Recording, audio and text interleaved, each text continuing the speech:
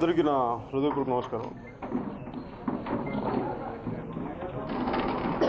గత 10 సంవత్సరాలుగా వైఎస్ రాజశేఖర రెడ్డి గారు రూలింగ్ని ఉన్నప్పటి నుంచి ప్రజలందరూ ఎంత విసిగిపోయారో మొత్తం తెలుగు ప్రజలందరూ, వాళ్ళతో పాటు నేను కూడా ఒకరిని.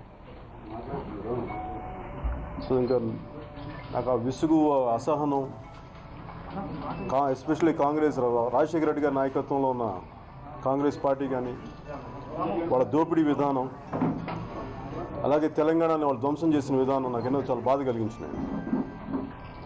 సో ఫైనల్గా నాకు ఎలక్షన్స్ 2009 ఎలక్షన్స్ కంటే చాలా ముఖ్యమైనవి. నాకు 2009 నాకు పార్టీ ఉంది, కంటెస్ట్ చేశాం, మాకు మెంబర్స్ కంటెస్ట్ చేశారు. కానీ దీంట్లో కంటెస్ట్ చేయలేదు.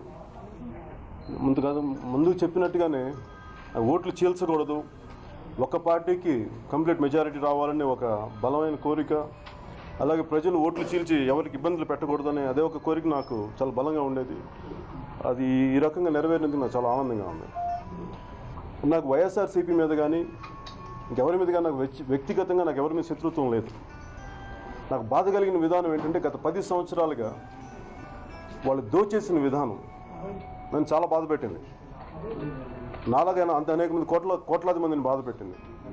ఈ రోజున ఈ విజయం తెలుగుదేశం పార్టీ కానీ భారతీయ జనతా పార్టీ కానీ ఈ విజయాన్ని నేను ఎలా చూస్తున్నానంటే,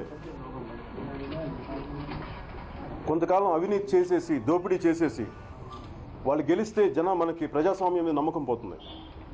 అలా నమ్మకం పోకుండా తెలుగుదేశం పార్టీని కానీ భారతీయ జనతా పార్టీని కానీ దేశం మొత్తం మీద, అలాగే 2 రాష్ట్రాల్లోనూ, ఇక్కడ తెలంగాణలో ముఖ్యమైన ప్రతిపక్షంగా, అలాగే మన ఆంధ్రప్రదేశ్లో మన అధికారం చేపట్టే విధంగా ఉన్న తెలుగుదేశం పార్టీకి ఈ విజయం నాకు ఎంతో ఆనందం కలుగజేస్తుంది. కానీ ముఖ్య కారణం దోపిడీ చేసేవాళ్ళు, ప్రజా జీవితాన్ని ధ్వంసం చేసేవాళ్ళు, ప్రజలు వాళ్ళని ఆదరించడం అనేది ఎన్నికల ద్వారా ప్రూవ్ చేశారు.